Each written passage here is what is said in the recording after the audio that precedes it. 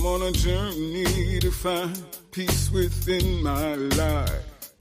It's time to let go so I can climb to new heights. Nothing can stop me, I know, gonna make it to the end.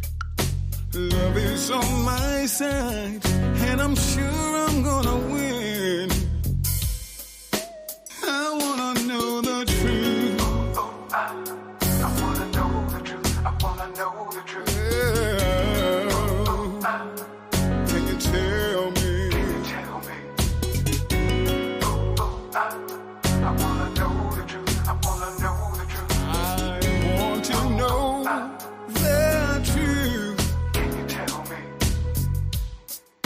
It's been a long time that I've been searching for. Then one thing that makes my life complete. And I'm gonna hold on. I'm gonna be strong. 'Cause in my heart, truth I'll always see. I wanna know, I'm gonna know.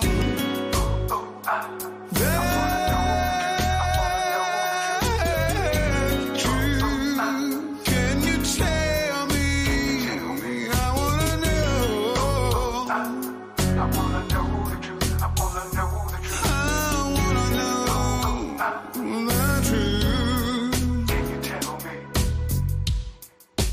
We are living in a world of so many illusions, so much confusions.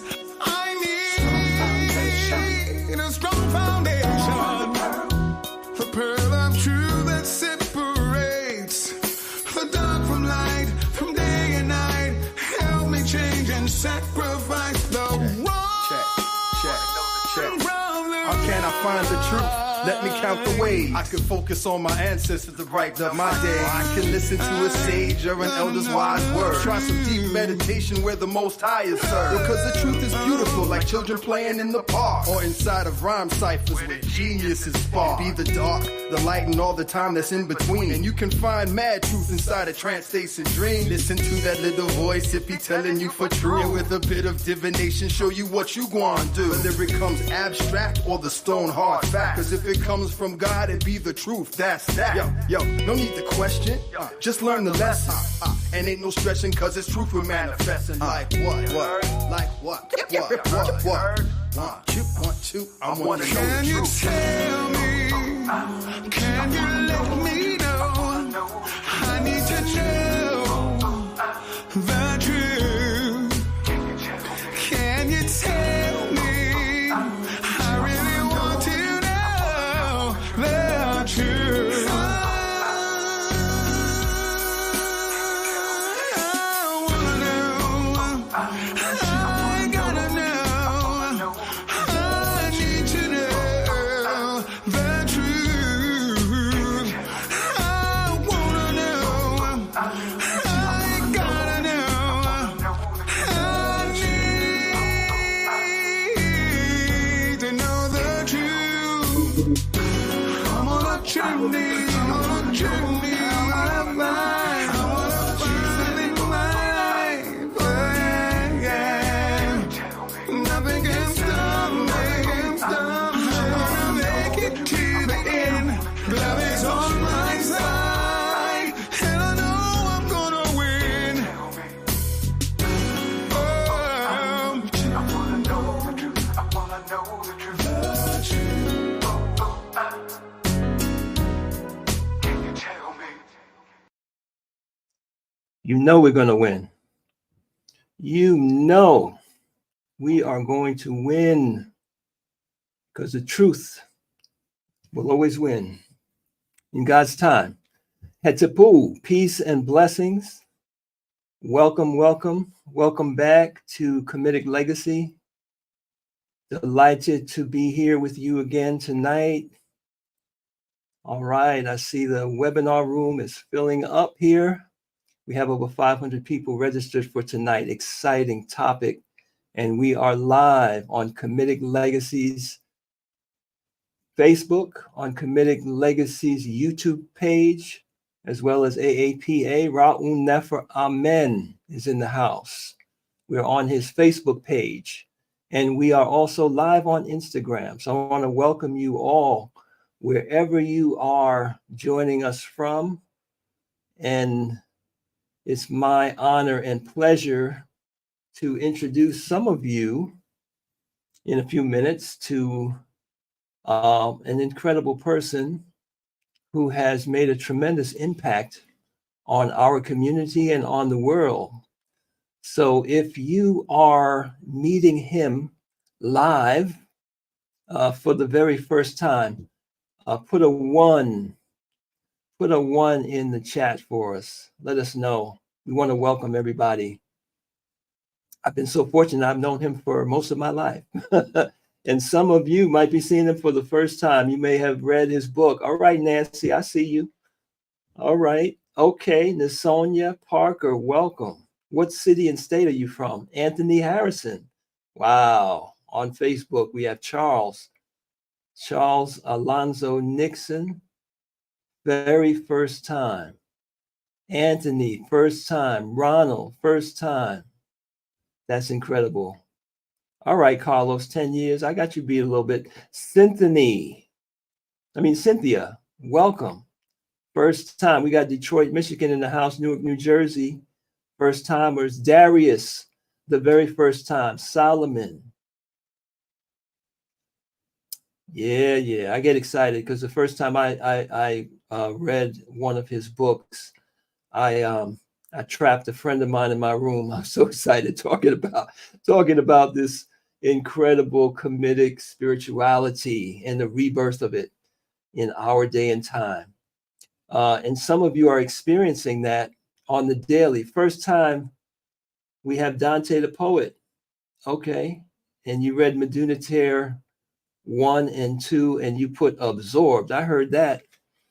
And we have Asante Kumasi from Anaheim, California. Welcome.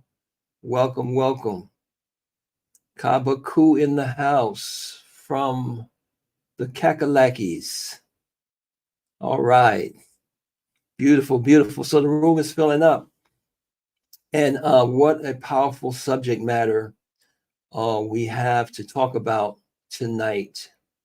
You know, we're talking about the weighing of the heart and beyond the weighing of the heart, as you'll come to find out. Okay, Dante, Tree of Life Meditation System, I see you. Shechem Nefong staying up late in the UK. Houston, Texas is in the house. And how about those of you that have been just fired up, just making it happen with this winter solstice season that is still in effect? Put a WS in the chat if you're on the winter solstice. And if you're a old school Osirian, old school. If you're back in, okay. Yes. Okay, we have Kirti, Shrivastava, welcome. Daryl, welcome. Celeste, Matilda, Tony. Okay, winter solstice in the house. Kufu Osir. We have Masaman Kali. All right.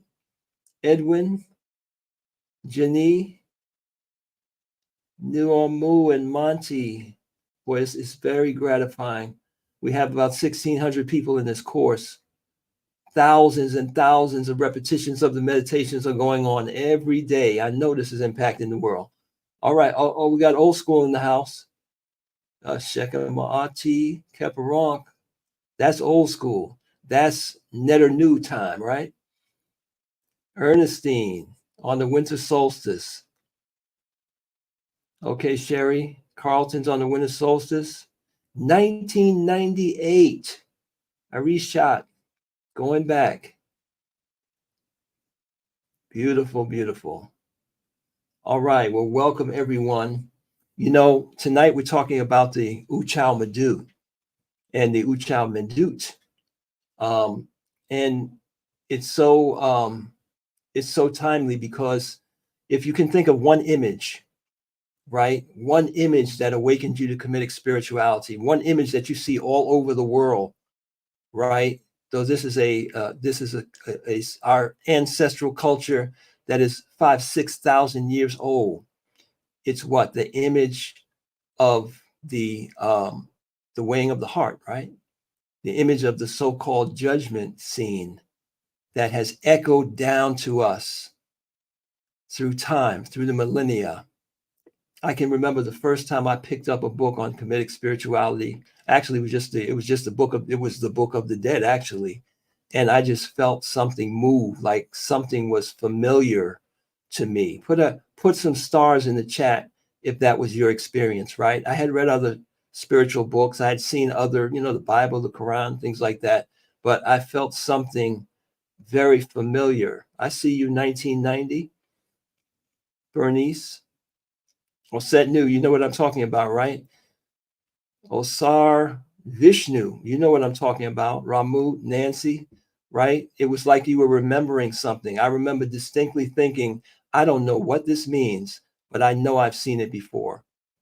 And one of the things I saw was that weighing of the heart, that judgment scene. It's known all over the world, right? But the real meaning of what that's all about, and not to mention the practical, everyday application of this to your life, most people have no clue. And this was released to the world many years ago, but it was codified, so to say, in the METU NETER Volume 7, which was released in 2012. And we are having, yes, it's a book.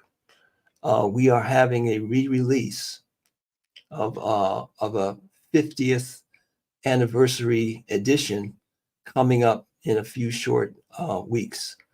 And we wanted tonight to talk to you about not just this book, but most importantly, the process that this great ancestral spiritual system involves, what it really means, and how you can use it in your everyday life to improve, the everyday problems that we have, to improve how we function in this world. So at this time, it is my distinct honor and privilege to bring to the Kamitic Legacy stage the author of all 7 volumes of the METU NETER series, as well as Ma'at 11 Laws, some total of 40 or so publications, books, and other publications, over 100 meditation, musical compositions for deep healing and realization of divinity. A man who has spent the last, I don't want to say spent, he invested the last 50 years. We are celebrating 50 years of teaching and more years of practice before he began teaching, and doing that of service to the African community throughout the diaspora, building study centers and spreading this knowledge, and now on a digital platform to the benefit of the entire world. I'm talking about Ra Un Nefer Amen, who is the Shechem or Shechem. That's the ancient Kamitic title for the leader of the nation, the king. And we recognize his majesty. So let us all welcome him tonight and greet him with the ancient words of power, Anech Rak, which means power, peace, and blessings to you. Shechem Ra Un Nefer Amen. Ragatepu, peace and blessings to you. All of you. All right. Yes, we have about 300 so in the webinar room, and you are broadcasting on Instagram, Facebook, and YouTube. So the web has been built to transmit this great wisdom that we're speaking about. Well, that was the prophecy that set the evil one would spread the word of God throughout the world. So here we have social media that is doing so much wrong to our young kids, and is now threatening democracy, whatever, also spreading the word of God. Yes, sir. Can't have it all, can't you? Well, So what what a you can't wonderful have, you time have to to be make it alive. happen. Yes. And you've been making it happen, Shechem. Well, just With your to help. fill in, well, with yes, and a great team of people that you've trained over the years, and for those who are visiting and seeing you, meeting you for the very first time, I just want to let you all know that Shechem Ra Un Nefer Amen has produced many courses over the years, but we have a few thousand people in his Ma'at 11 Laws of Health, Wealth, and Success course, which is a digital on-demand course, and also the winter solstice season, unbelievable material that has been released since the beginning of the solstice back in December, and we're going into our third month strong. And just this last week, you introduced the practical application of the Utchau METU. So yeah, just like to ask you to open up, especially those people who have not been exposed to this, with exactly, what is that practice that we recognize and celebrate in the concept of the final judgment, or the double hall of judgment, and the weighing of the heart. Yes, actually, we introduced the Utchau Medu over 10 years ago, or 15, 20 years ago, in our yearly initiation courses. You see, when we were limiting, when we're doing a limited version of the winter phase. And of course, we use it in the funeral ceremony for all of the Saddleset members that have passed, and so on. And to to explain what it is, I'd like to first, go back into a larger framework to understand what the Utchau Medu is. It's the weighing of the heart, which is symbolic of the mind and the will. You see that? So before we can understand and explain the Utchau Medu, the weighing of the heart, we have to, examine the purpose of meditation. You see that? You have to have a good and clear and deep understanding of what meditation is. When we look at the history, we find that meditation is big in the ancient world, in the non-Western world, you know. And meditation is relatively new to the Western world, In the Western world, people pray, but they don't actually meditate. Two different things. You see that? And meditation, as a thing in the Western world, was introduced by the Theosophists, Alice Bailey and Israel Regardie, the Rosicrucians and so on. And then in the 60s, when yoga began to become popular in the Western world, people began to embrace the practice of meditation. Unfortunately, as the way that things go in the Western world, meditation was hijacked by people whose main interest was to use it as a tool for fame and wealth, meaning they didn't take the time to study and practice and really understand it, so they dealt with it superficially, and they gave the world, especially the Western world, an incorrect view of what meditation is. When you speak to the average person in the Western world about meditation, they will say, "Oh yes, I know what it is. It's a procedure that you employ to relax, to de-stress, and then experience the healing benefits of deep relaxation, and de-stressing and things of that nature." You see that? Maybe calming the mind so that you can think clearly. And yes, meditation does those things. It has those values. But if that's what you're using meditation for, you're like a person who bought a 747, jet, okay, to ride it on the ground, okay, in your travels around the city. You see that? Okay, in other words, yes, you can drive a jet, on the road, but it's not meant for that. It's meant for flying. It meant for, moving at, a tremendous speed. Some of them at the speed of, of sound itself, you know. So why you want to use something like that to, ride around town to buy your groceries? Meaning what I'm trying to say here is that in the Western world, the purpose and value of meditation is grossly, grossly misunderstood.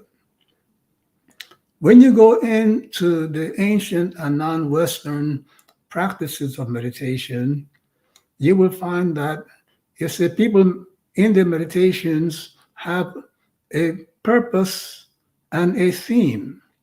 You see that they're meditating, okay, on one level, they're meditating, for the purpose of improving their health, their social life, okay, for improving the social environment, okay? They're meditating in order to increase their wealth, their relationships, etc. In other words, if you are just meditating to relax your body and your mind after, an unforgiven day at work, you see, when you should be using that meditation to become a millionaire, using meditation to, to find a good wife or husband, to improve your marriage, using meditation to improve your life, your relationships, your healing, and things of that nature, then you are grossly undervaluing, the use of meditation. You see that? So people meditate with a purpose and a theme. What is the theme in a meditation? The theme is the real part of the meditation, meaning that the theme has to do with the spiritual values that you must cultivate in order to enable two things to happen. One of them is, when you increase your morality, okay, your spiritual nature, you see, then now you have access to not only to your spiritual power, but access to God's spiritual power.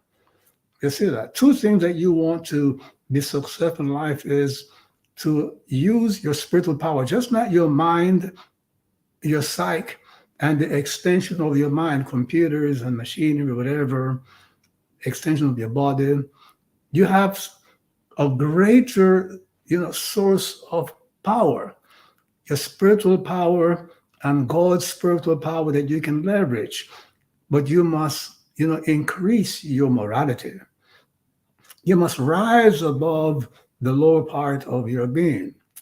And I'd like to just give a little historical, insight into that. When we say yoga, we think of hatha yoga, the asanas, and the breathing techniques, the pranayamas and the mudras, and things of that nature, But there's a master text on yoga that is over 1,000 years old by Patanjali. And Patanjali opens up the book by saying that when you suppress the virtus, they see that, then consciousness has nothing else to recognize but itself. So consciousness dwelling in itself, meaning consciousness being conscious of being conscious. Consciousness being conscious of being conscious and nothing else is the ultimate state of samadhi. And when that happens, according to Patanjali, you achieve union with God. It's a half-truth in that. You see that? But what I want you to understand is that, the students of, and that's the master text of meditations in yoga, in the yoga system. You see, all the gurus, guru is like a master's, PhD in, Hinduism. You become a guru. So all the bona fide gurus have to learn this Patanjali, teaching. You see. So according to Patanjali, the purpose of meditation is to achieve oneness with God, union with God. The union is the word yoga, to unite, to yoke. You see that? The purpose is to achieve union with God. The theme of your meditations is the Dharma. The Dharma are the various spiritual laws, moral laws that you must, is one of the 8 limbs of yoga that you must observe. You see that? Meaning that your union with God is just not simply the result of technical abilities, of how you can manage your mind and keep your thoughts silent and have your body super relaxed and things like that, and how you can maybe bend forks with your mind, telekinesis, whatever, for you to achieve the goal of yoga, union with God, you must, perfect your morality. That's the theme. So that when people in the yoga system, the Sufi system, the Kamitic system, the Taoist system, when they meditate with a theme. The theme of my meditation is to improve, a particular part of my spirit, my mind, my psyche. And when I improve that part of my mind, my psyche, and my spirit, I will therefore be able to achieve my life goals: better employment, better wages, better health, better social standing, etc., etc. So you're meditating with a purpose, with a script. You see, with an objective, just not simply, to super relax yourself and calm yourself and de-stress yourself. You see that? And so it's important to understand that if you hear about the great benefits of yoga, and if your practice of yoga is restricted to the asanas, those are the postures or whatever, and the breathing techniques, the bandhas and the mudras and so on, then these are just simply the auxiliary supports of yoga. You see, there are 7 other limbs that you need to embrace, 7 more important, practices that you must observe, and that one of that is increasing and embedding your moral nature, because the purpose and the goal of yoga is for you to achieve union with God. That's what the word yoga, to yoke, means. And you cannot expect to unite with God if you have not become godlike, if you have not elevated your dharma, your morality. I hope this is common sense. You see that? You see, thieves and criminals cannot sit down next to God and have a good time. You see that they have to improve themselves first before they can come to God. At the very least, pledge to overcome their immorality and work hard at it. You see that? In the Kamitic system, we have the Utchau METU, the weighing of the will and the mind. The heart is a metaphor for the will. You see that? Okay? So the Utchau METU is a meditation process where you judge yourself. You judge the thoughts that make up your will, the will for your major purpose in life. You see that? And because you have to judge yourself on a daily basis, you have, according to, the spiritual laws, the laws of the spirit, the 11 laws of the spirit, you must judge yourself against this body of knowledge. And the presentation of the Utchau METU in the Kamitic system was the last judgment.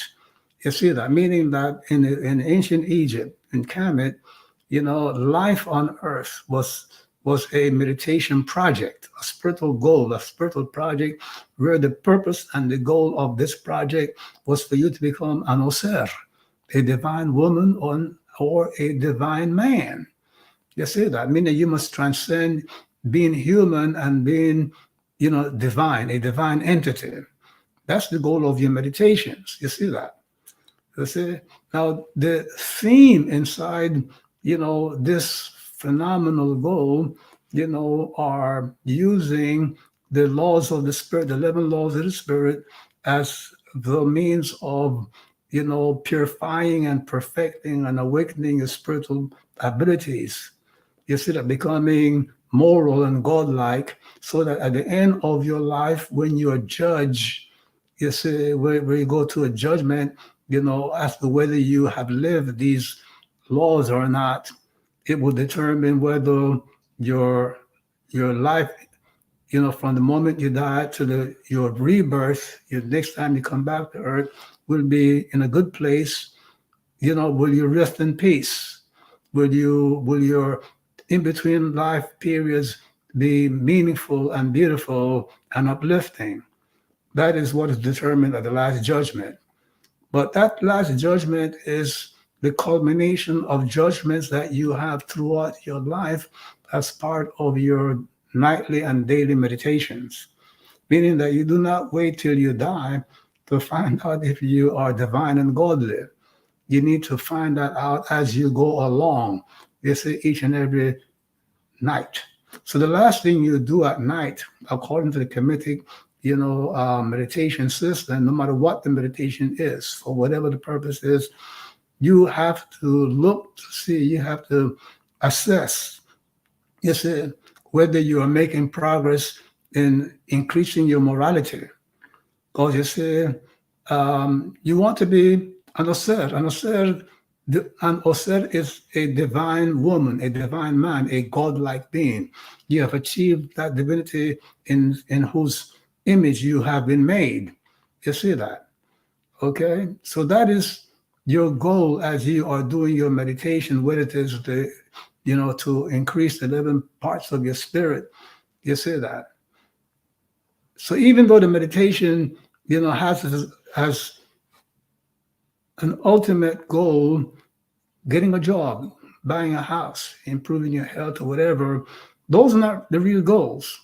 The real goal of your Kamitic meditation, the real goal of your true yogic meditation is to increase and improve a spiritual and psychical and mental part of your being. And when that is improved, then you will get the house, then you will get the car, then you will get the healing. You see that? So you might find yourself working, on the same part of your spirit, to achieve 4 or 5 different, mundane goals.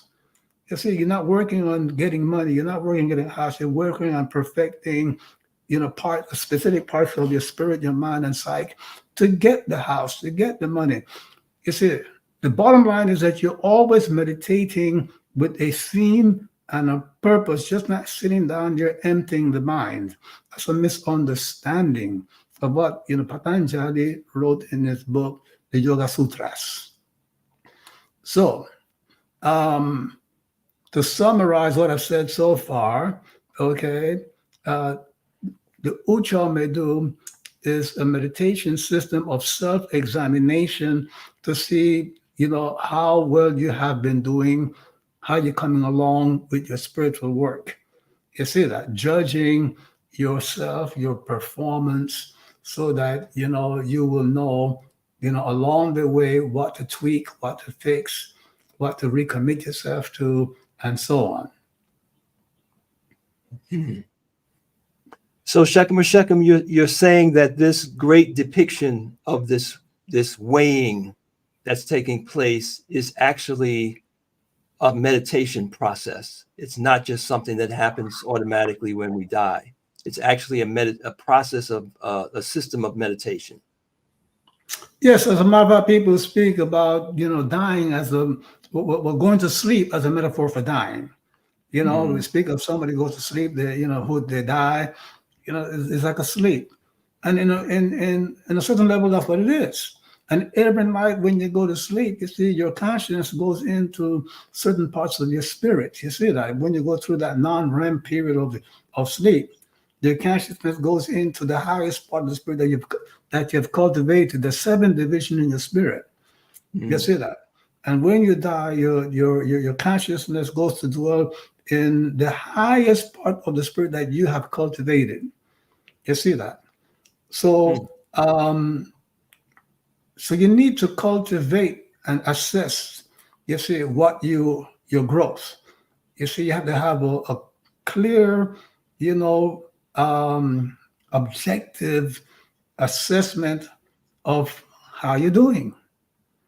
You see that? Otherwise, you're meditating, without any goal, without any understanding of where you are. That's like going to school and there's no curriculum, no testing. Then at the end of 4 years, the teacher says, "Oh, you failed." Year after year, you didn't get any grading, nothing like that. You just had that 4 years, you get a failing grade. Mm-hmm. So That's above so below. Yes.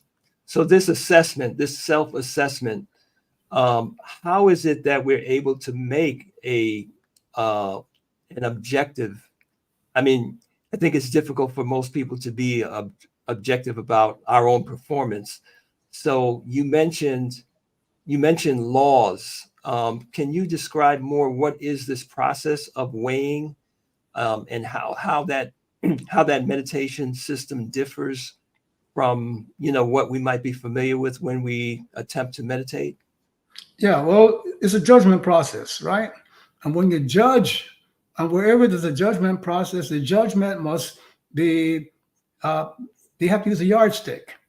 And that yardstick has to be a law. It cannot be an opinion. Even though in the Western world, they say that the Supreme Court justice give opinions, by the definition of an opinion, if you judge based on opinions, then what you have is chaos. You see that? A law, it's an incontrovertible principle, meaning that, when I say to you that, gravity is a law, the behavior of gravity follows a law, meaning it is the same for everybody and every time. It doesn't change. And the outcome is predictable. So when I say that, you see, being at peace, having a peaceful response to a challenge is the only and correct response. You see that? Meaning that if your response to challenge is anger, fear, worry, grief, that anger, that fear, that worry, that grief, or whatever is going to damage your health, damage your brain, damage, your heart, your cardiovascular system. It's going to lower your IQ. You see that? So the whole thing is that you said, Amen. The law of Amen states that the correct response to a challenge in life is peace, not anger, not fear, not worry, grief. Because since these things make you sick and damage your performance, nothing that is harmful to you can be natural or a law. So, we have this belief that, it's natural to be angry. It's natural to be afraid. But when you give in to anger and fear, your ability to succeed, the ability to survive is diminished. So you need to cultivate the ability to remain at peace no matter what is going on around you, because being at peace is your best chance of surviving, your best chance of coming out of that situation and bouncing back and so forth. So you have 11 such laws in your spirit. You see that? So one part of the judgment, the Utchau may do, is the initiate is asked, not by him or herself or by, a priest or a priestess. The question comes from God itself, working through what you call your conscience. You see that? If you look into your conscience and deal with the question, have you, transcended anger, fear, worry, grief in your moments of challenges? You cannot lie to your conscience. You see that? So if you have that question as one of the judgment questions, and you can say, yes, not have I, giving into anger, fear, worry, grief, and things of that nature, then now you are declaring your innocence. But if you have to say, yes, I gave into anger, I gave into fear, then now you see that judgment is based on you going against a law of nature. So the Kamitic, the law, the Ma'at law of peace, the law of Amen, you see, it's a law of nature. It's not a commandment. You see, if I say to you, don't jump off of the 10th, floor of a building because the law of gravity will take over, you see, that's a law of nature. And the 11 laws of the spirit, the 11 laws of Ma'at are laws of nature. The second law is that, you see, unity is a law. You see, all things are in unity with each other. The moment things cease to be in unity, we have cancer and chaos in the world. You see that nothing can happen, things cannot go well if there's no unity. And so we go on. Of course, I cannot go through the laws and the explanation of the laws in this little discourse here, but you see, it is you're judging against laws of nature.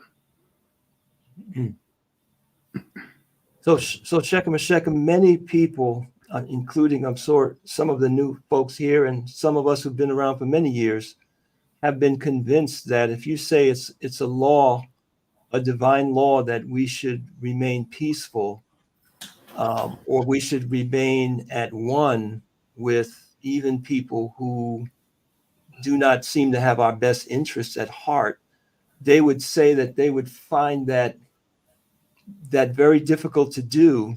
And if you have to judge yourself against that kind of standard, how does that actually work? Well, first of all, you have to have a correct statement of the law. You see that? Okay? So lots of people that read my book, they paraphrase what I have written and using their own words. And their own words change the statement and change the understanding. You see that? So let's take the law, and you have to use all 11 laws that work synergistically together. You see that? So let's say the law of self, unity, being one with, everyone, regardless of the person's race and gender, etc., etc. Okay, but you need to have an explanation as to what do I mean by being one with somebody. It doesn't mean that if somebody, is, wicked and messed up or whatever, that you're going to sit down and break bread with that person.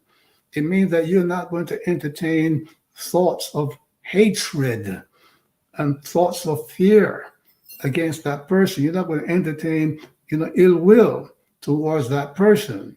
I said, if you didn't understand, what is it that unites us all? What unites us all is the presence of God in every human being. You see that? So when I maintain my oneness with somebody, I'm maintaining my oneness with the God dwelling in that person, so that I can not poison my spirit and my psyche and my mind with thoughts of fear and wickedness and ill will towards that person. Doesn't mean that I am going to, break bread with that person. So if that person one day, has a genuine need for my assistance and I can render that assistance, I will help that person. You see that? There's a possibility that that act will help to redeem that lost soul. You see that I lose nothing if I'm not going to go out of my way to assist that person, but if it is within my way to help that person, I'm not going to allow the knowledge of that person's, deviation. Because now comes the law of the third part of the spirit, Tehute, which says to you, nobody but God knows why somebody does wrong. You see that? Okay? A little child, 3 years old, was crying over nonsense, and I said, why are you crying? And the child says, I don't know. And that was a light bulb going off in my head, that people do wrong and they don't know why they do wrong. Brain damage from, a parent, a grandparent, a great-great-grandparent, an impoverished environment growing up, trauma, PTSD or whatever. You don't know, inappropriate diet. So the brain was not properly developed in the womb or in the first 28 years of life and things of that nature. So you don't really know why somebody does wrong. So you don't pass judgment, but you see that, and you don't nurture ill thoughts. Because when you nurture ill thoughts against somebody, you should know why that person, really know why that person is doing wrong. So that person's, incorrect conduct is coming from an illness, then you can't help it. You see that? What can you do? Give thanks to God that you're healthy. You see that? Okay?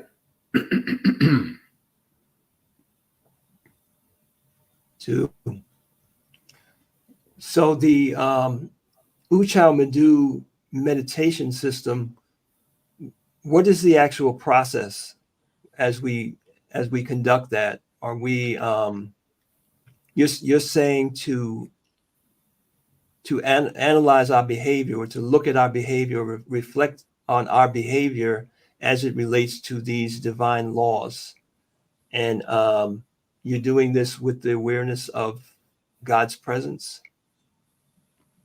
Well, the procedure is that, first of all, the deceased or the initiate, if it's a lifetime meditation that we're doing, a personal meditation that we're doing, you see, first you must know the law. You must understand the laws that you're going to judge yourself by. You cannot judge yourself if against a law that you don't understand. So therefore, you're not living that law. So the first step is for the person to understand that law as part of a spiritual curriculum, a spiritual practice that they're going through. You see that? So, like, for example, here for the general public, we have the 11 laws of health, wealth, and success. So the student is studying, the 11 laws of the spirit and making the effort to live those laws, as a means of uplifting themselves spiritually, therefore, being able to share in God's powers to have a better mundane life. So to do that, a person has to now embrace, the 11 laws of the spirit, or several of these laws. So this now is put into meditation script, where you recall, the law that you have been working on, and you therefore follow up with, declaring that, yes, that you can say that you have not violated that law. And you are speaking to God who's present there, if you cannot see God. And an example of the presence of God is what you call your conscience. Actually, what you call your conscience is nothing else but a portal through which God speaks to you in regards to your morality. You see that? That's why there's a saying that you cannot hide from your conscience. You cannot lie your conscience. So in the Utchau METU, you adopt the awareness that God is present, and you are saying, yes, not have I, violated, let's say, the law of Amen. Meaning, not have I, indulge anger, fear, worry, grief, and, whatever negative behavior when I was challenged. You see that? Okay, so once you're not, when you're not able to say, yes, you have not, violated that law, when you cannot say that, then you have to pledge to do the work to measure up to that law. You see that? And how you're going to do that, how many days of what kind of meditation you're going to follow up with, will be part of your meditation course or whatever. You see that? When you are doing this in the final judgment, meaning after you die, you're going to go through the same judgment. When you after you die, people say, oh, you relive your life backwards. After you relive your life going up the tree of life. You see that? You start from the lowest level all the way up to the divine level. You see that?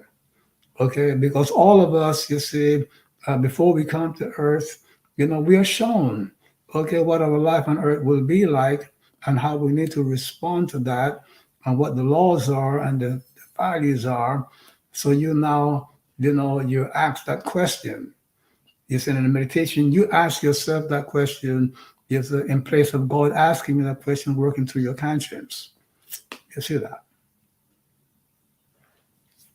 And Shechem, you mentioned reincarnation, and I know we want to talk about some questions later on, but Kufu Oser, I think he echoed something that a lot of us have learned from the Eastern school, that the goal, he says, I thought the goal was to break the cycle of incarnations.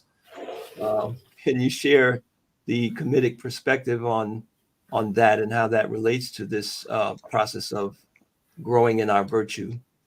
Well, you never find that breaking the cycle of reincarnation. You never find that anywhere in the Kamitic, teachings. You see, that is a Buddhist teaching, that is a Hindu teaching.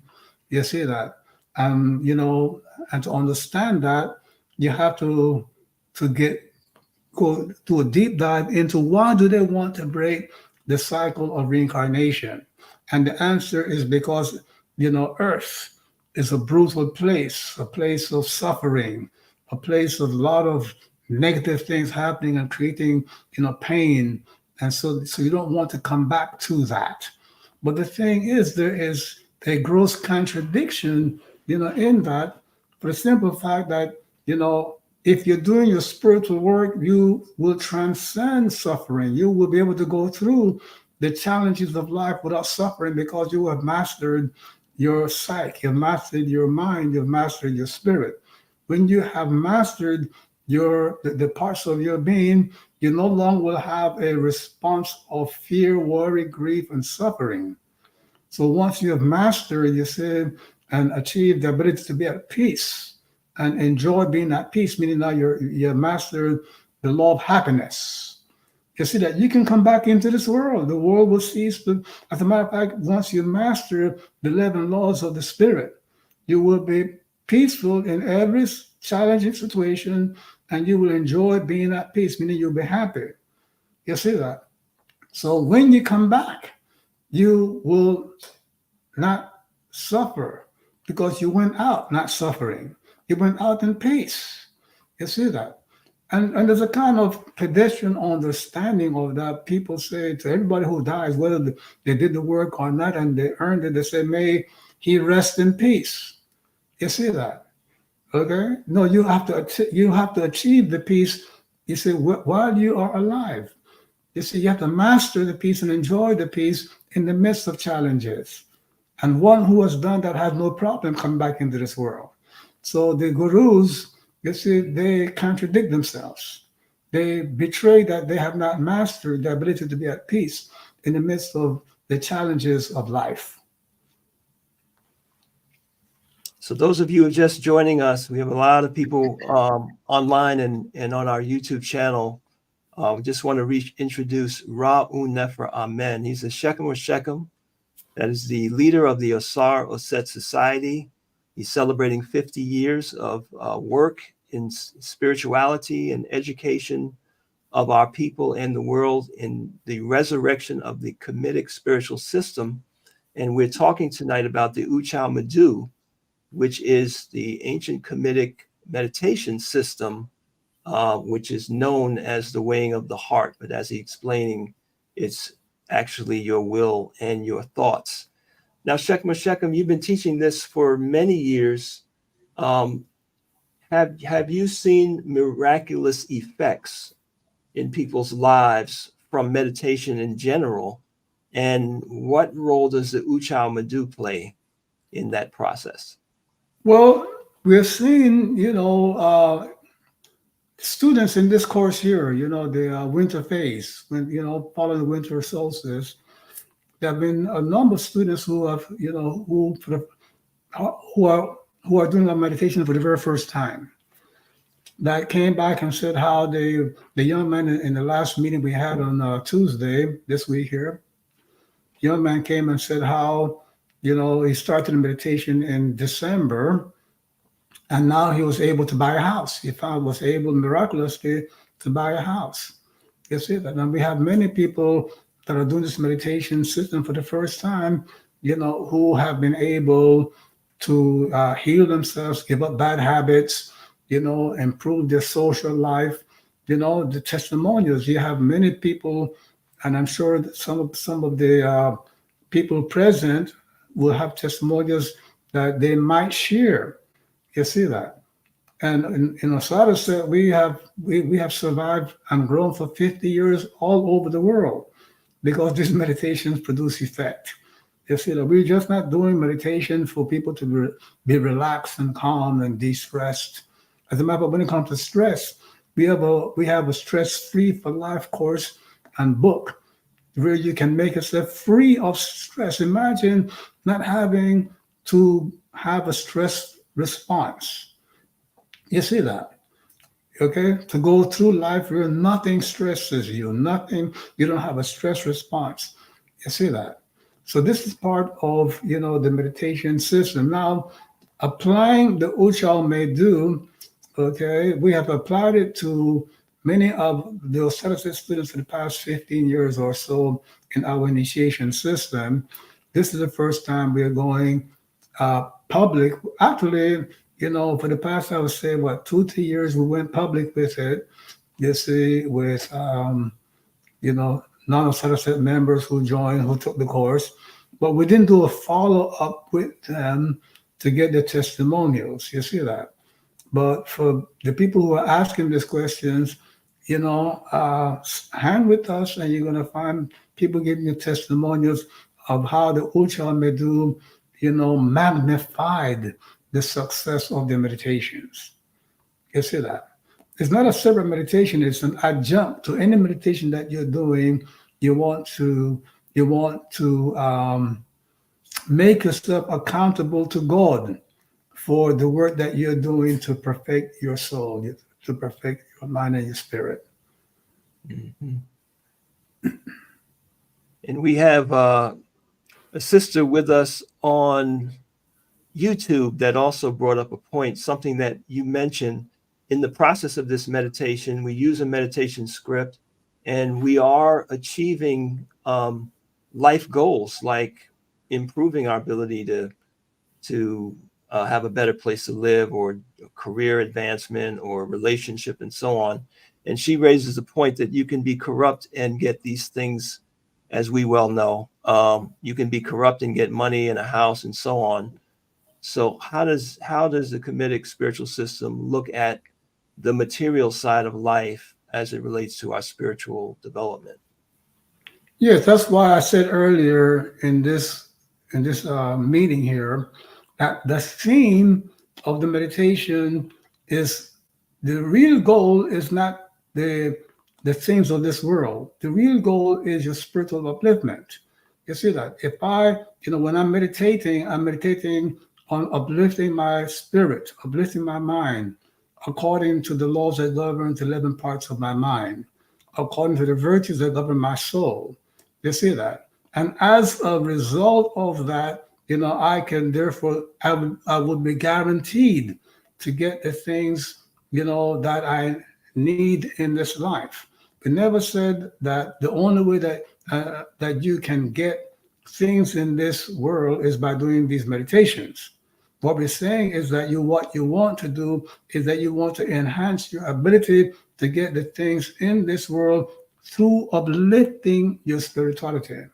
And you will find that there are many times that your back is against the wall and you cannot go backwards, you cannot come forward, yet the meditation will uplift your mind, uplift your spirit and your sight, and enable you to be successful in life. You see that?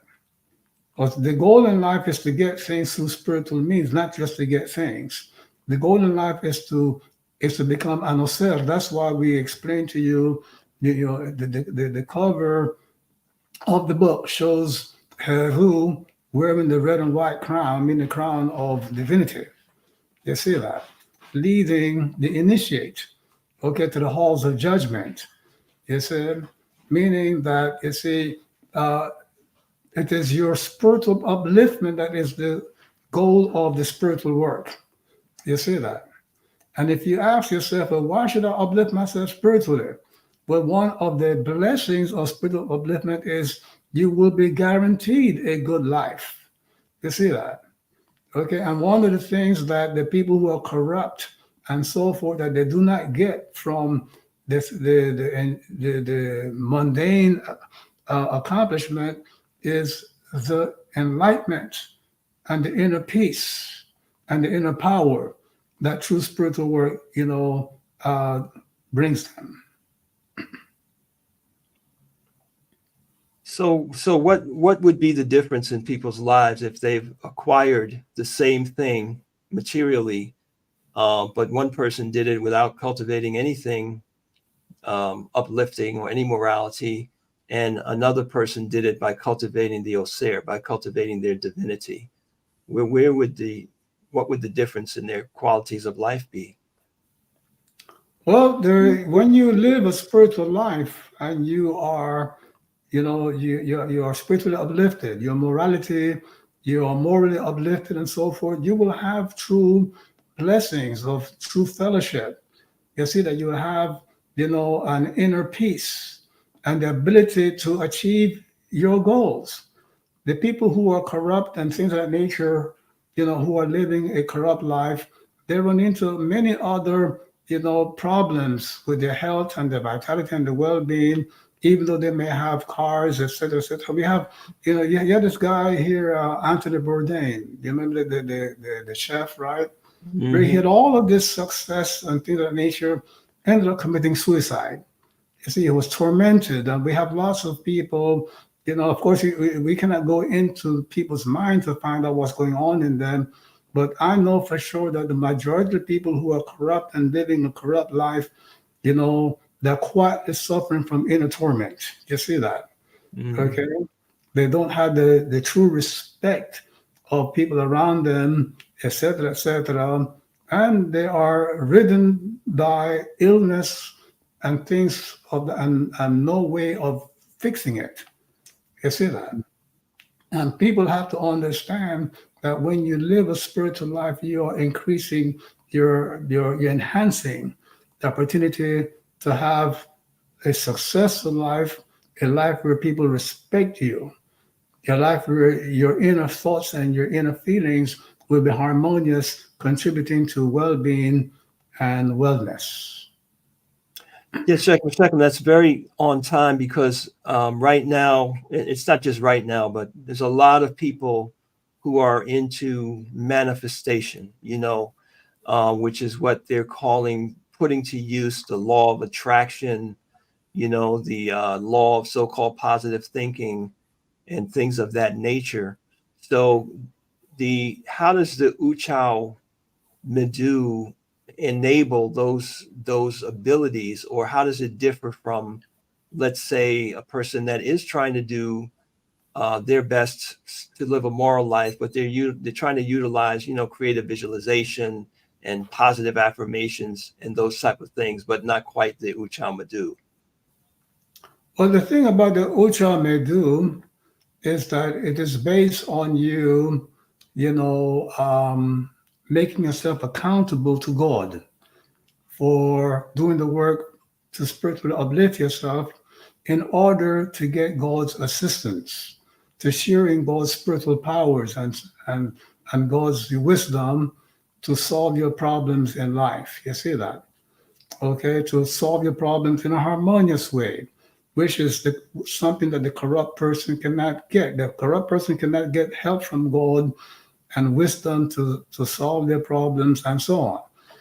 So it is the success comes from the enhancement of your mind, the divine guidance, sharing in God's power to get what you want, as opposed to, following some theory that if you think rich, you attract richness to yourself.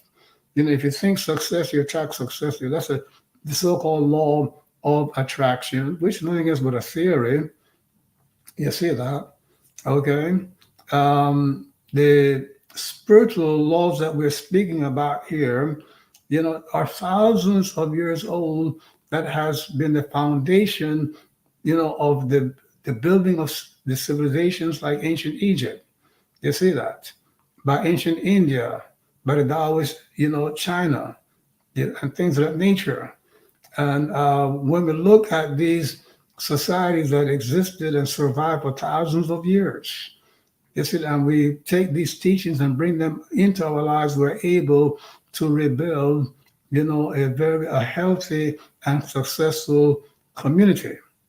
You see that we're able to attract and surround ourselves with people, who are following moral, ways of achieving the goal. When you're part of a social environment that has been built by corruption and immorality, then you're living in a situation where people kill each other. People, they backstab each other. They do all kind of incorrect things to each other, and that's part of that lifestyle of building your life, without a moral, spiritual, guidelines. Yes. Shechem, you're speaking about a subject that is foreign to the Western world when you speak about, I mean, the title of your book is The Realization and Proof of Divinity. And as you said earlier, the way that we unite with God is we have to rise to that level of living by divine laws, uh, which is very foreign to the Western world, where we kind of just think of ourselves as human beings. We're only human. How can we possibly give, a divine response? Or we might even philosophically believe that that was only capable by a few saints or a savior. Um, in your understanding of Kamitic spirituality, how do we know that this is even possible, for us to live this virtuous life, to live a divine life, to actually live as a divine being? Well, if you're looking for proof in terms of it working in the lives of people that we come by, as opposed to saying, well, it's true because I read it somewhere. It's stated in the historical records, even though it is stated in the records of Kemet that men and women became, divine beings, meaning Osiris. Here in Osiris said in the 50 years of our community, we have had a community that in 50 years has not seen, any of the immorality and criminality, and negativity that exists in the world at large. Okay, all our members, there's no pedophilia, there's no rape, there is none of these things going on. You see that? Okay, we have a society that is 50 years old. It has gone international. People are experienced, that they all have good jobs. The majority, 99% of them, they are well. Okay, the illness, sort of said, the chronic, catastrophic illnesses are, it's a minority of our members. In the 50 years, we've had only like 10 members who have died of cancer, for example. You see that? Okay. So we have experienced, our members have experienced well-being. You see that from this way of life. Okay. And this way of life, these meditations and so forth, have been purposed for the way of life that we've experienced. And now we are at the point where we can say to ourselves and to the world, we vetted the ancient teachings of ancient Kemet, and we vetted it in our own laboratory, Osada said. You see that? And now we want to share it with you. And as we're sharing it, we're getting more and more testimonials from the general public speaking about how, much their life is being improved. Yes, and some of you are with us tonight, so we would like, if you would like to share some of the wonderful experiences. I know we've had several people, as you mentioned. One young lady was struggling with an addictive habit for many years, and in just 4 days of applying the meditation, she was able to drop that habit. So yeah, that's been great. Actually, we have one right here, Shechem. I'll share. We have Kirti Shrivastava. He says I've been in the winter solstice since the launch of the course, In the last class, I was the one who asked how to manage the recurrence of anger outside of meditation. I am practicing more, as Shechem said to. I have such a reduction in ruminating thoughts first thing in the morning and less triggers throughout the day. I'm also feeling a deep reunion of sorts with my Indian heritage and this Kamitic work, mantras and hekau. And I feel a lot unlocking like codes and ciphers in language. Appreciate that. And Very it is new. interesting that a person has been doing the meditation since December, right? Mm-hmm.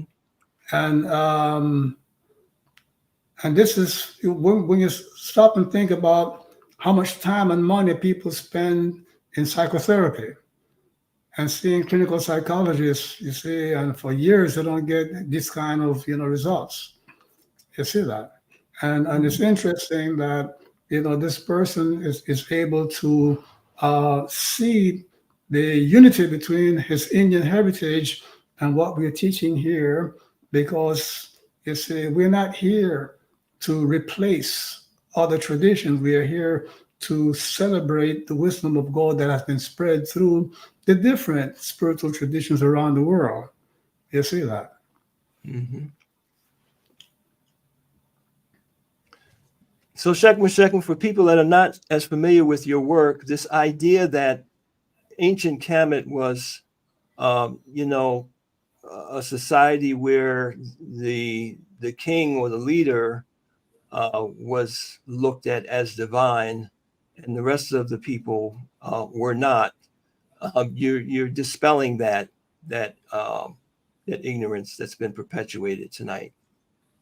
Yeah, well, a lot of things that people know about ancient Egypt was fabricated by Western scholars.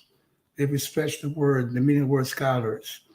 The divinity, when you achieve your divinity, you're able to append the title of Oser to your name. You see that in ancient Egypt, when a person died, if they had achieved divinity, they were able to put, like, let's say your name was Joseph, you can say Oser Joseph or Joseph the Oser. So you append Oser to your name. You see that? And the thing is that, hidden in museums around the world, the major museums around the world, you see, that have, Egyptian antiquities, are mummies and stelas and writings of, many people on different levels of life, kings, queen mothers, accountants, captains, laborers, people on different levels of society who were able to append the title of Oser to their name. And the Utchau may do the last judgment that they have to go through in order to to define their divinity, to bolster up the divinity, the claim to divinity.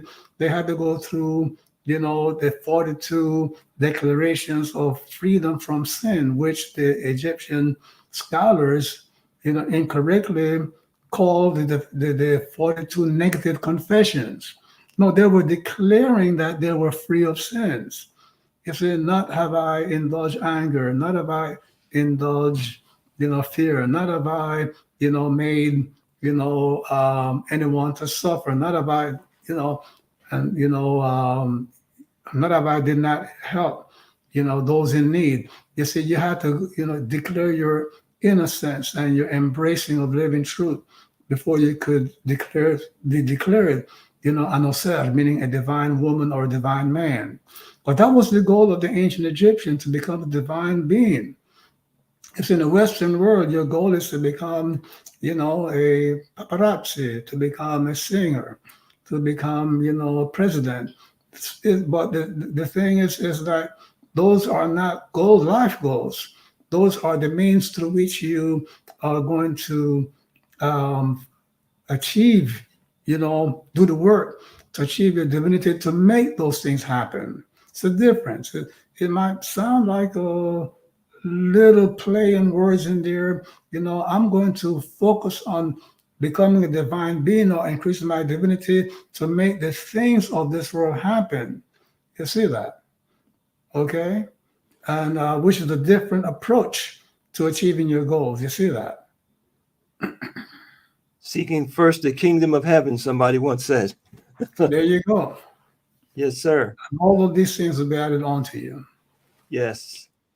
And Shechem, I remember years ago when you were speaking about this subject matter, you said something very striking. You said that that Kamitic in particular gave us the description of divinity, of what divinity really looks like. And I think that's so helpful to many people to understand that what that is. So this process of declaration is tied into us understanding what it looks like to actually achieve one's divinity. Yes. In other words, in the Kamitic system, what they did was that they, first and foremost, identified, the faculties of the spirit, the mind and the psyche, so that you will know, what are the faculties that are responsible for your conduct in this world and responsible for the things that you are seeking to achieve. You see that? So those things were identified, and then now the laws that govern them were then put in place. You see, and then now when you follow these laws, you would then perfect your spirit and achieve your divinity. So now we know exactly what a divine being looks like, what you need to do to transcend your human nature to become a divine being. And it's a rigorous thing. For example, you have to transcend anger, fear, worry, grief, all the things that in the Western world you're told is normal. Go ahead and indulge these things. The minute I indulge my emotions and my conditioning and my sensuality, my IQ drops. My performance quotient drops. My cortisol increases. My body begins to secrete all kind of negative, chemicals, whatever. That every time that I indulge in negative conditioning. In the Kamitic tradition, you see, you have this so-called 42 negative confessions, which are really 42 declarations of freedom from sin. That once you have lived those virtues for a certain number of time of your initiation, you say, then now you will be declared by your conscience to be a divine being. You see that? And the ancient Egyptians, they had the priests, they had the oracle systems that they could come back and through an oracle spiritual reading, find out if in truth did you achieve your divinity and things of that nature. So, and it's interesting when you go into Buddhism and Taoism and so forth, you find that none of these great traditions have defined what divinity looks like and exactly how to achieve it. They spoke about different aspects of the work. You see, the Buddhists, they speak about how to have this clear, lucid, rational, logical mind. But they shied away from, acknowledging God's existence. It's well, they say nobody can prove it, but that is, they're speaking about what they know and don't know and can do and can't do. But ancient Egypt took that step and said, this is what God is, and this is what you, in it made in likeness of God is, and this is how you achieve it. And when you go through the work, you'll find your life begins to improve and wellness begins to be part of your life. I was supposed to be a concert pianist. I got a scholarship to go to Manor School of Music, College of Music, as a pianist. And the I Ching told me, walk away. I struggled with that notion for 3 years, and eventually, I surrendered.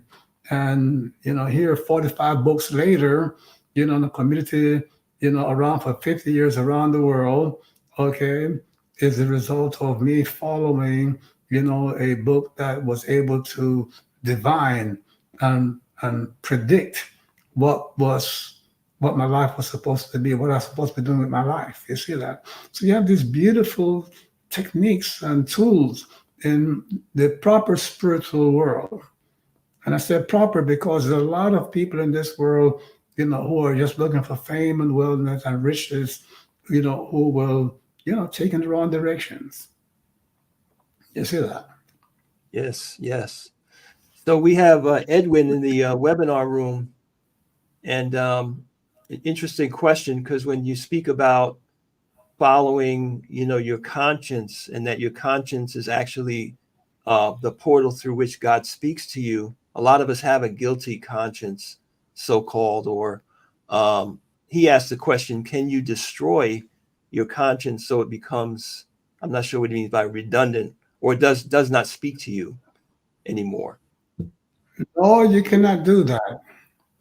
There are some people whose conscience does not speak to them because they have become, crystallized in a belief that goes against truth. Some people that's not affecting the consciousness, the conscience, that's blocking it. You see that? But what does conscience do? Conscience comes in and always say to you, that's not true. You shouldn't be doing that. So your conscience is there admonishing you, trying to keep you on the correct path. You see that? Okay? And part of the Utchau METU is always listen to your conscience. When you listen to your conscience, especially the conscience that has been cultivated with the 11 laws, you are going to find yourself, going beyond just getting, admonishments here and there. You are going to end up getting, tons and tons and tons of spiritual instructions from God, talking to you through what you call your conscience. You see that? Okay?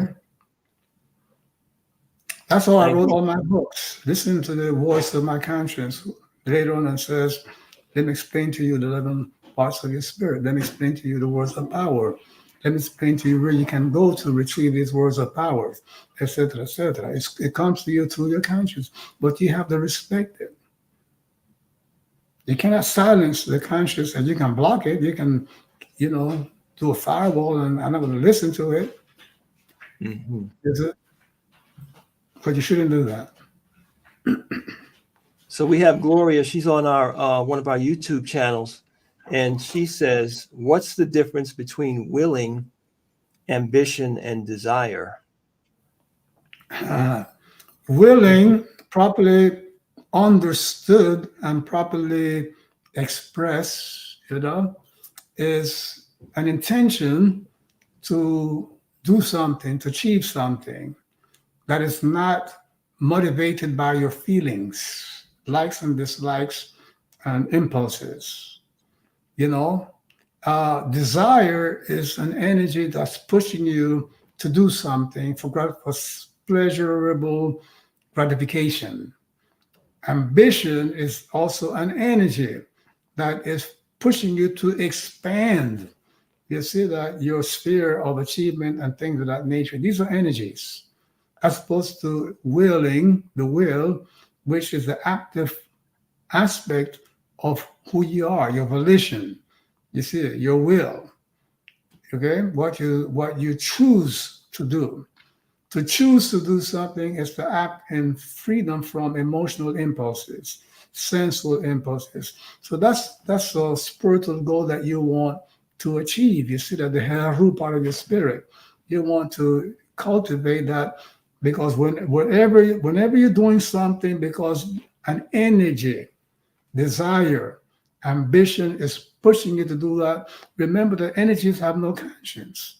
Energies don't have any spiritual light in them, no intelligence, no vision, no morality. They are not moral things.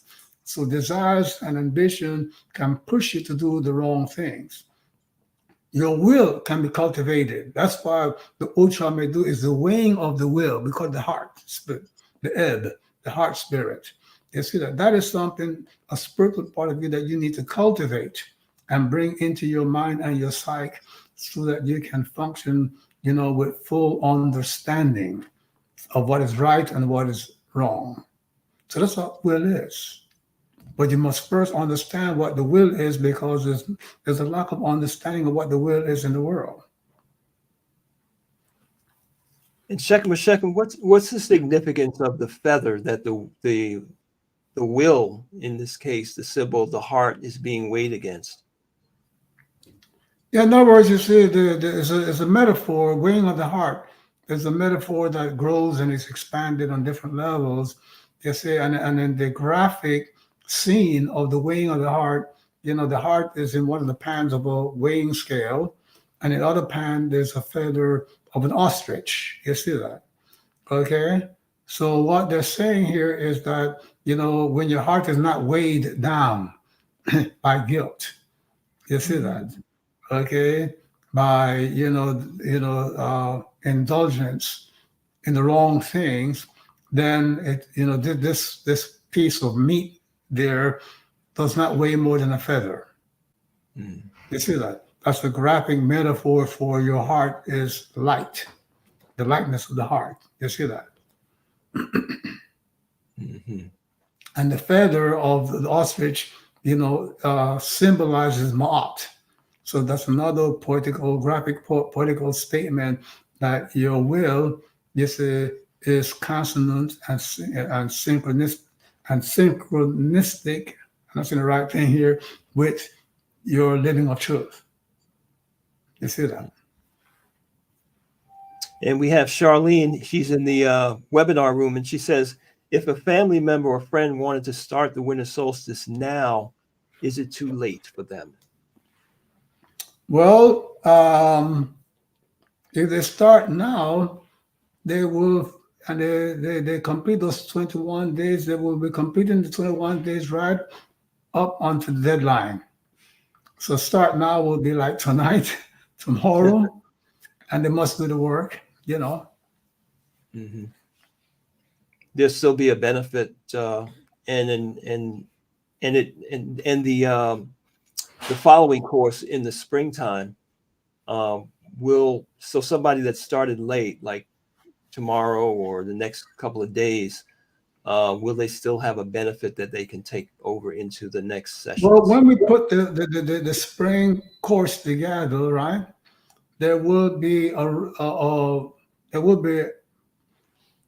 aspects of the course that will look back into what was done in the winter and bring it and leveraging it and things of that nature.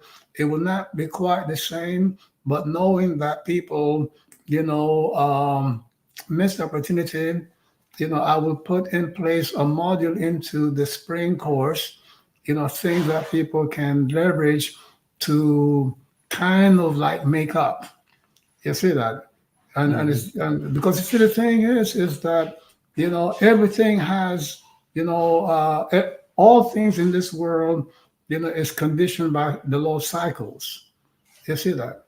And when something is out of cycle, it means that the energy that sustains it is not available. The type of energy that sustains, the winter work is not available in the spring. The spring is a time for you to carry out the things that you cultivated and put in place in the winter. Mm-hmm. You see that? So if come the spring, if you're putting in place, things dealing, with cleaning out the soil, the spina, and that part of your spirit is not getting much energy anymore. It's working what is there already. But now we're functioning, now we're pivoting to another part, another chakra, the Anahata chakra. You see that? Mm-hmm. Okay?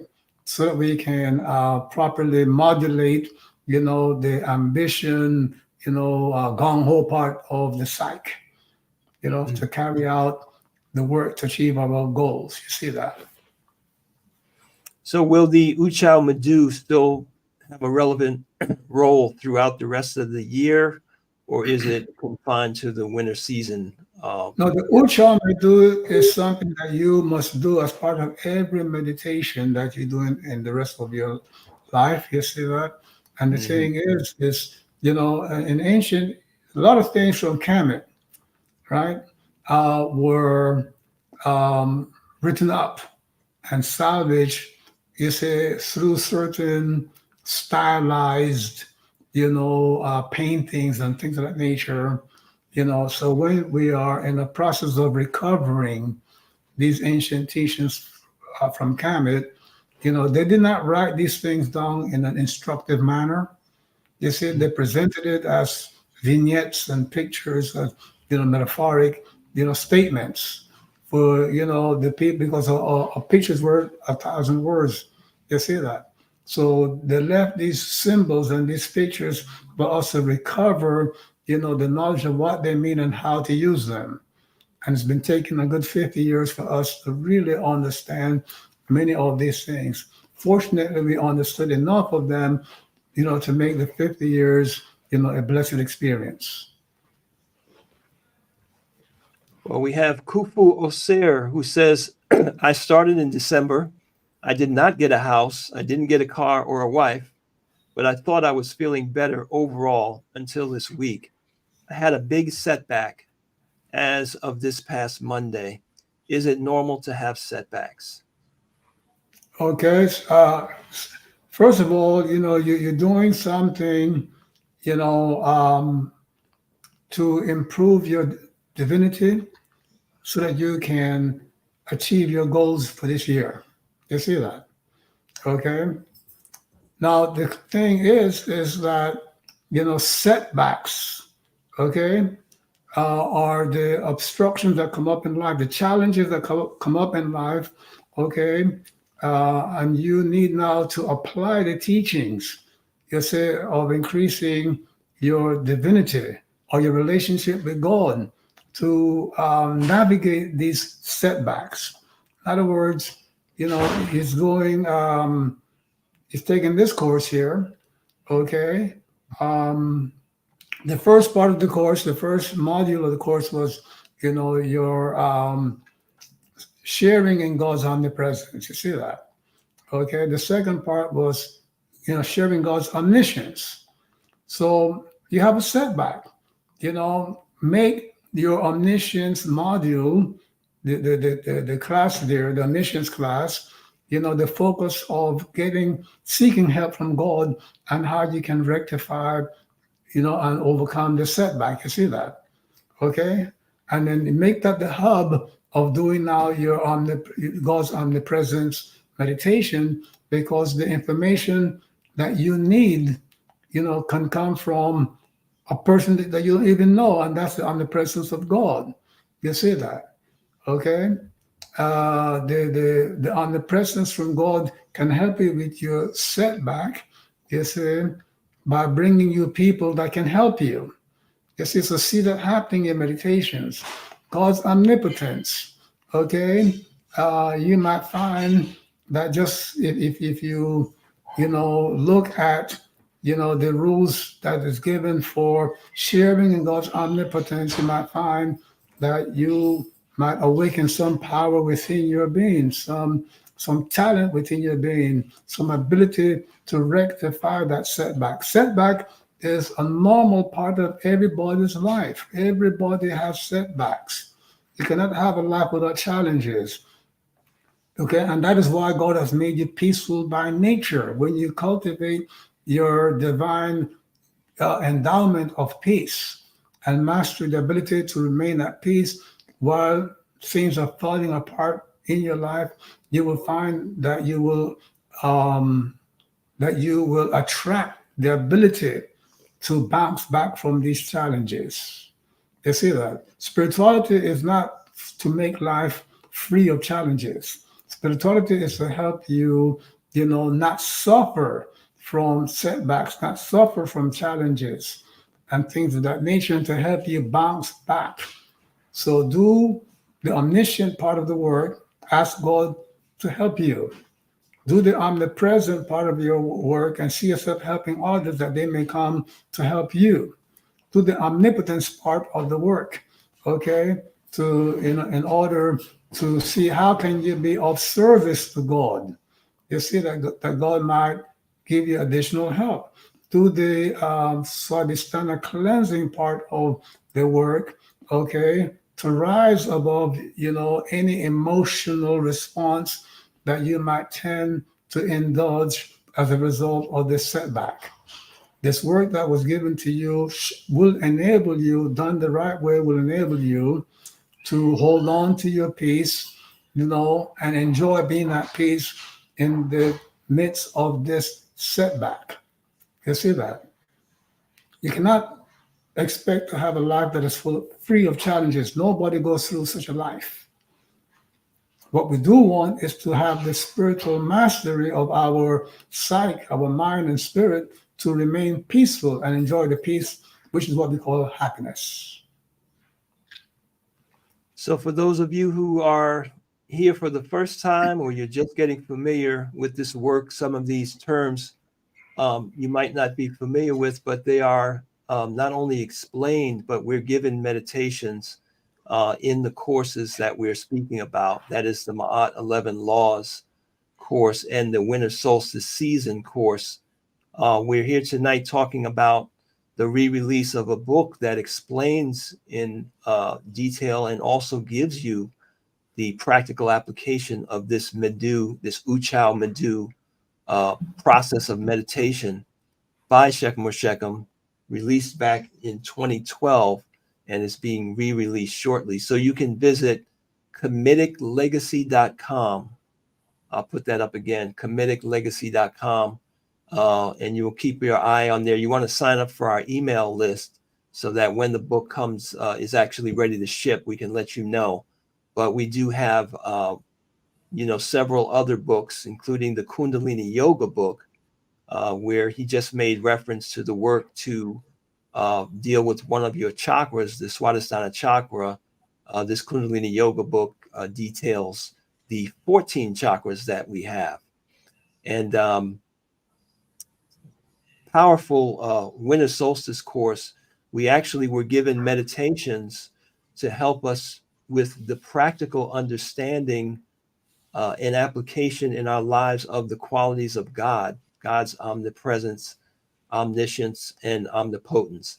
So this person, Baratu, has a question, Shechem or Shechem. He's one of the people on here tonight who's actually in the course.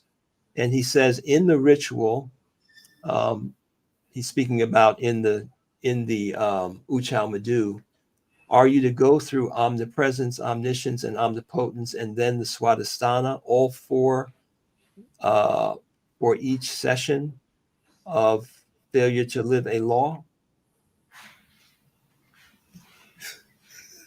All four for the Meaning the violations of omnipresence, omniscience, omnipotence, and the violations of the Swadhisthana. I don't quite. He says all four for the each success and a statement or failure to live alone. Right. In other words, in the omnipresence, you go through the ones that you can say not violated, right? Mm-hmm. Okay. You put all of those together, Mm-hmm. right? And then now you do the ones that you did not, get together, they did not transcend, and you pledge. And you do that with the omnipresent, omniscience, the omnipotence, and the Swadhisthana. Mm-hmm. It's a very simple, process. Mm-hmm. And you go through all four of them in one meditation. I don't know if that's what he's asking. Two. Okay, and we have Kenneth who is asking, what is the difference between the Ma'at 11 Laws book and the online course? Well, for one, the course has the meditations, the Ma'at 11 Laws course has the meditations, it has the mantras, it has guidance on how to do the meditations, and so that you can take the information in the book, you can take it into your mind, into your psyche, to make those changes that are spoken about in the books real. You see that? Because you see, at the end of the day, spiritual teachings must be absorbed into your faculties. It's not an intellectual process. It's a deep, psychological cultivation, and behavioral, change dynamics. Mm-hmm. Okay, and we have Nanika Nanika is asking, is a goal like having twin girls realistic? Is this something that I can meditate and ask God for? Or is this something that is determined by the will of God? Well, it's determined by the will of God. We cannot ask for, twins or girls or boys and things of that nature because children have their own destiny. You see that? Okay, in other words, it's not up to you and things of that nature and so forth. And don't forget that the goal of your meditation is an effect. The real goal of the meditation is your spiritual growth and development. You see that? The mundane goal is the effect to the degree that you improve your psyche, improve your mind and your spirit. You see, to that degree, you will be able to achieve your mundane goals. But something like that impacts on somebody else's destiny. In this case, here, the children that will come through you. It's up to God. It's not up to you. You see that? Could it happen? Yeah, of course, it could happen, but not because you so willed it or desired it. And if you're going to push that, do not push it in a way that if it doesn't happen, you end up, overwhelmed by negative emotions, by sadness and, beliefs of failure and so on.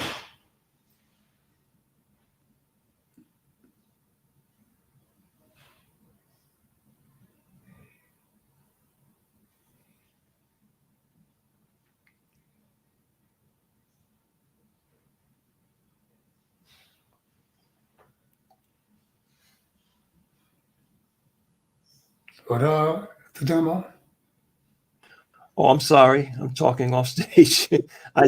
I was asking a follow-up that if someone has a goal of having a family, having children, is that something that it's appropriate for them to visualize happening or not?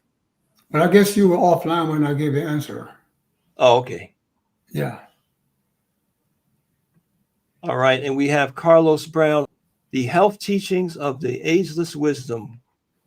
Was the most important book he's ever read. I guess it was very impactful. He would like to know if you will ever reprint it. I don't think I will ever reprint it, so hold on to the copy. It might be worth quite a whole lot 10, 20 years from now. And the reason why I'm not going to reprint it is because so much has been discovered, so much about nutraceuticals and biochemistry has been, discovered since then that any other book that I will, write on health has to include, these new discoveries. For example, it's able to keep Osaka Society members, free of COVID and minimizing the effects of COVID by knowing how to prescribe for them EPA, 1,000 milligrams, and DHA, 1,000 milligrams every day, because those are the main nutritional precursors of the inflammation response. You see that? And the sources of the fatty acids that you need, that you must have in your diet, okay, and so on. They're not electives, and most people don't get enough EPA and DHA, so they have uncontrolled, inflammation, which is how COVID kills. So knowledge like that are the things that have superseded the things that we spoke about in the 60s and 70s, back to Eden and Dr.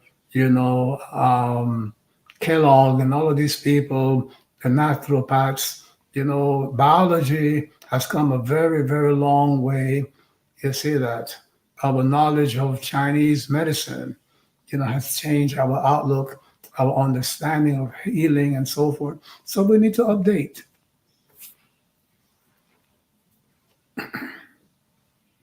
All right, Shechem. I know the hour is getting late. We did have a few people on Tuesday and also tonight when you were speaking about the application of this ritual to the rituals that we do for the deceased.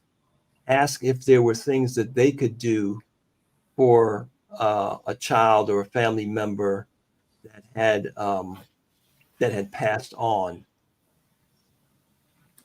Rituals for the deceased, are things that it's best left in the hands of people, with a lot of experience with these kind of rituals and things of that nature. You see that. Otherwise, you might end up, inadvertently interfering, with that bardo, experience of the deceased. So it's best to leave such things to people that have been trained and have developed experience, with such practices. So is the practice that many people have of having a some type of, I wouldn't call it a shrine, but pictures or an area in their house where they have deceased family members, is that something that can interfere, or is that something that's helpful, or just something that we're doing for ourselves? If you want to have mementos, pictures of family members and good friends that have passed, you can, you feel free, to hang them up and put them right. You can, if you want to create a shrine, you should ask a priest or priestess in the Kamitic tradition or Yoruba tradition, on, a Kan tradition, on how to set up a shrine, okay, that would not interfere with the spiritual beliefs of the deceased. Because that's very important. You don't want to surround the deceased, with implements and symbols that confuse their psyche, that the surviving part of their spirit. Yes, and it's very important. We want the best for our deceased family, but you can make the mistake of bringing certain spiritual things that the deceased was not into when they were alive, and you want to bring it onto them after they have passed on, and you should not do that. Whatever you put into a shrine or a memento of deceased should be what they were comfortable with when they were alive, unless you have a knowledgeable expert priest and priestess that is going to facilitate that transition of that mindset.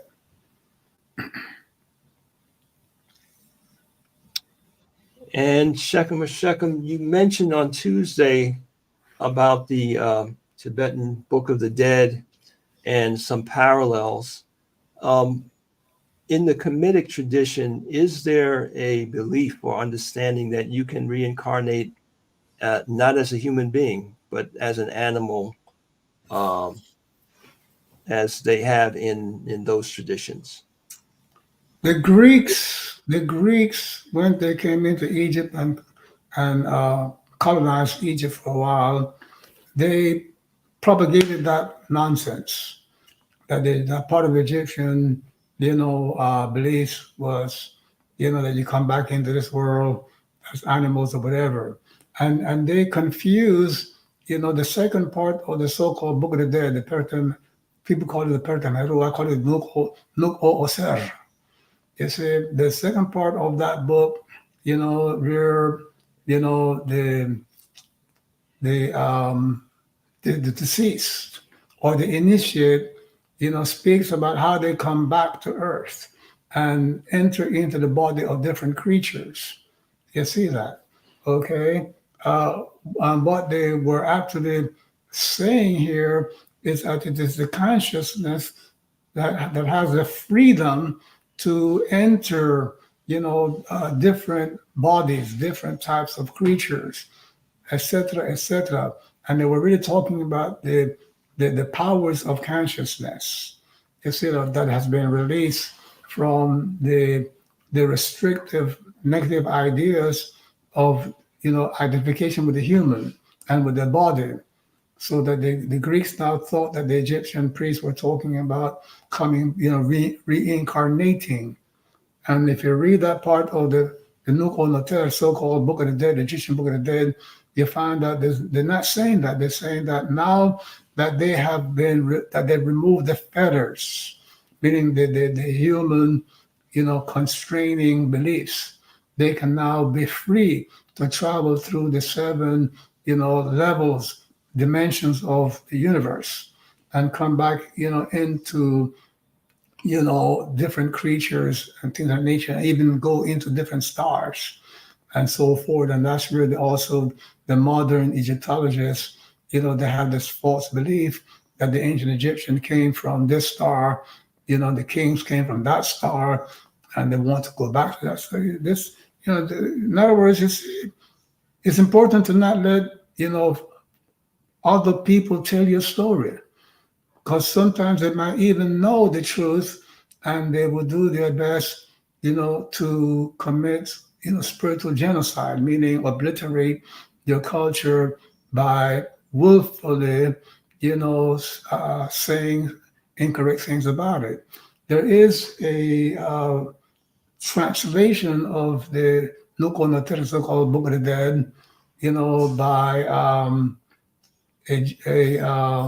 a Christian priest. And when you read the book, you see that, and you read Wallace Burge's, translation with the actual hieroglyphs, the hieroglyphic text, it makes you wonder what book the Christian priest was reading. It was translating, because you find that the book had, what this guy is saying, had absolutely nothing to do with the actual script itself. Right now the name of the priest doesn't come to me, the minister doesn't come to me, but people Western scholars have gone to the lengths to deny, and falsify the teachings of ancient Egypt, for the simple fact that they could not admit the fact that ancient Egypt was the source of Greek, Greco-Roman, and Judaic, spiritual philosophies. You see that? Yet they agree that yes, they were in Egypt, for over 100 years, 200-300 years. How can you live in a land and not absorb its teachings? You see that?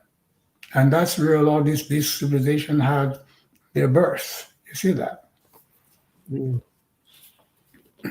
Yes, Shechem, and there's a line related to what you're speaking about, where they're trying to say that these weren't indigenous Africans that built this civilization. These were people that came from another star or another planet, because there's no way that technology that they see exhibited could have been here on Earth. Well, the Sphinx at Giza, right?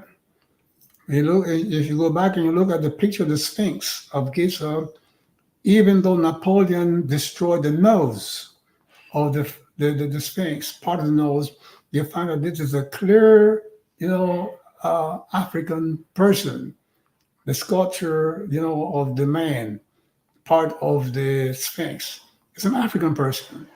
So, and the people who are trying to say that, the Sphinx was created centuries before King Khufu or Khafra, whatever. And so that would make it seem that some visitor from some other planet came and was so smitten by African culture that he built this Sphinx in honor of African people. No, the Sphinx was built by Khafra, and his face is on it. And when Napoleon went to see these wonders of the world, he saw that this is a black man, and he tried to destroy it by having his cannoneers, destroy the nose. But it was so massive and so powerfully built that he could only remove part of the nose. Mm-hmm. You see that? Too. Well, Shechem, we want to thank you again for spending another evening with us. Sharon says, I always enjoy your teachings, and this lifestyle has been so beneficial for me. I thank God for you. And she's echoing a lot of people online now and in the past. So I'm going to ask you if you have any closing thoughts. You've spent quite a bit of time with us tonight on this very important topic before we close. Yes, and what I want to say to you is that we're going to follow up and include, this additional information into the re-edition of the book, the Utchau METU, so that people have a better understanding of how to use this system in any and every meditation that they are doing. And they have to learn to understand that they should meditate with a purpose. And the purpose of every meditation is for them to improve their spirituality. And to the degree that they improve their spirituality, they will achieve their mundane goals. And I say mundane goals, not their goals. You see that their mundane goals will be an effect, from achieving and improving their spiritual, nature. And that is why the young lady was confused or the young man was confused with the belief that corrupt and criminal people can achieve, their goals in life. You see that, and so how is that different from spirituality? Spirituality, the real goal of spirituality is to become a divine being, and as a divine being, you will enjoy a very holistic, harmonious life and bring such a life to others. When you become an Neter, a divine being, you will have the knowledge, the divine guidance to uplift your community in a healthy, manner with wellness and free of suffering. And that is what you want to bring to the world. You see that, don't let the fact that people don't live spiritually and then they still have wealth and monies and these things here, but they don't have social wellness. They don't have spiritual wellness. I just heard the news today where the young lady, Wendy, is now has dementia and aphasia, and so the thing is, the person had all of this wealth and fame or whatever. I think it is Wendy Williams, I believe, right? Okay, all the fame and all of that and things of nature. But you see that wealth and that fame, made her do things that were not beneficial to her. And like many and so many people who have had fame and wealth and did nothing wrong to others, still are not able to enjoy their lives and improve the lives of the people around them, because you see what you need is your spirituality, your spiritual development, so that God can come through you and help to save this world. And this world, my beloved, is in deep trouble. This is the year of the dragon, and you're going to see all kinds of draconian things happening. And it's already started, and we haven't got into the month of the dragon yet. Peace and blessing, my beloved. Thank you. Shekma Shechem. Appreciate your time and your energy and your constant example. So on behalf of everyone here, I want to say Anet Sharak, power, peace, and blessings to you, and enjoy your evening. Peace and blessing to everyone. Hotep. All right. Thank you all for joining us. You can go to www.Kamitic Legacy, KAMITIC, legacy.com. Sign up for our email list so we can notify you as soon as pre-orders are being taken for that book. And you'll also find information there on how to get involved in Ma'at, the 11 Laws of Health, Wealth, and Success. That is an on-demand, instantly available deep dive into all 11 laws that we spoke about tonight and how to activate those powers within your spirit through Kamitic meditation. Or you can jump into the Winter Solstice Season program, which is winding down. We're in our last 30 days or so. Not too late for you to go gung-ho into it and get started. A very, very powerful cleansing of one of your psychic centers, the Swadhisthana chakra, which is critical to your development of happiness. So thank you again. Peace and blessings. Take that step.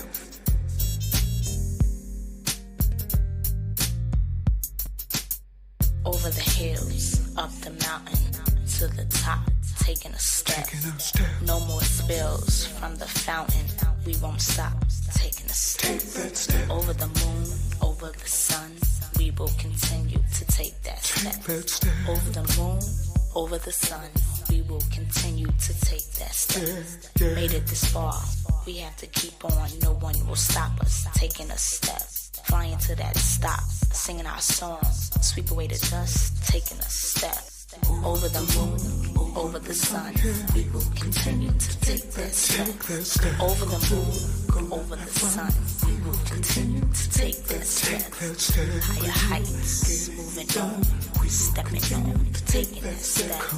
Keep on moving on, stepping up, taking that steps. We will continue to take that step. Over the moon, Continue. we will continue To take that step. take that step. Gonna have fun. We will continue to take Taking that that step. step. Feeling brand new, getting it done. We will continue to take Taking that that step. step.